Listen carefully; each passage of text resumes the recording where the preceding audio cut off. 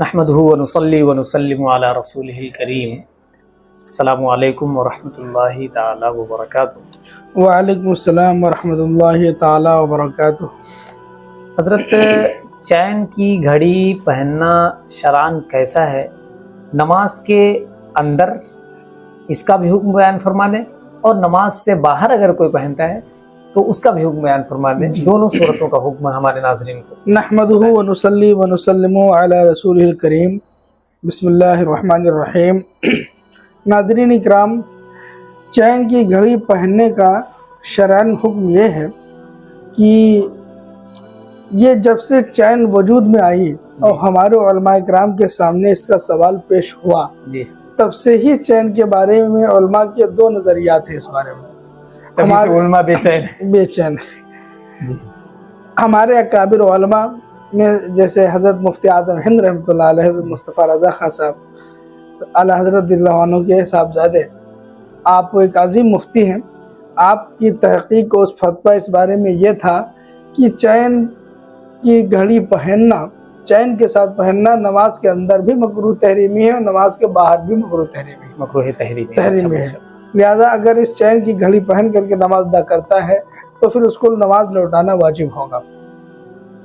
بعد کے کچھ علماء اکرام نے اس سے اختلاف کیا، مثلا شارح بخاری حضرت مفتی شریف الحق صاحب امجدی رحمۃ اللہ علیہ اس بارے میں فتویٰ دیتے تھے کہ اس کا پہننا مکروہ تنزیہی ہے۔ اچھا، تو ان دو اکابر علماء اہل سنت کے درمیان یہ اختلاف ہمارے وجود میں آیا، لیکن ہم نے بعد میں اپنے اساتذہ اکرام اور محتاط مفتیان اکرام کو دیکھا اور ان کی بیانات میں میں نے سنا کہ جہاں پر علماء کے اختلاف ہو جائے وہاں احتیاط پر عمل کرنا چاہیے۔ صحیح ہے۔ تو چین کے یہ گھڑی کے سلسلے میں پٹا لگا کر کے گھڑی کو پہننا جائے، یہ سب سے عمدہ اور بہتر طریقہ ہے، اس لیے کہ تمام علماء اکرام کے نزدیک یہ بہتر، یہ جائز ہے، درست ہے۔ چین کا ہے تو چین آپ پہنیں گے، بعض علماء کہیں گے جائز ہے، اور بعض علماء کا حکم ہے مکروہ تحریمی ہے۔ تو سب سے بہتر طریقہ ہے ہم ایسی صورت نہ اختیار کر لیں جو تمام فقہاء کرام کے نزدیک جائز و درست ہے، سبھی بالاتفاق اس کو جائز و حلال کہتے ہیں۔ لہذا اس میں احوط اور بہتر طریقہ یہ ہے کہ پٹے کے ساتھ گھڑی کو پہننا چاہیے، چاہے نماز کے باہر ہو چاہے اندر ہو، تاکہ علماء کے اختلاف سے بچ سے کم متفقہ طور پر جائز صورت پر عمل رہے۔ تو مفتی صاحب قبلہ، میں اس کی ممانعات کی علت جان سکتا ہوں؟ کیا سبب ہے کہ آخر چین کی گھڑی نہیں پہنی جا سکتی ہے؟ دیکھیے، معاملہ یہ ہے اس میں کہ چین کی گھڑی جو ہے اس میں دھات لگی، علماء جو ناجائز کہتے ہیں وہ کہتے ہیں یہ زیور کے حکم میں آ جاتا ہے۔ وہ یہ محض گھڑی کے ایک تزین ہے، اور ایک زیور جو چیز تزین کے طور پر پہنی جائے وہ زیور ہو جاتا ہے، اور زیور اور تزین کے طور پر دھات کا پہننا یہ مردوں کے لیے حلال نہیں ہے۔ اچھا، لہٰذا یہ زیور کے دائرے میں آ کر کے مردوں کے لیے یہ ناجائز ہے۔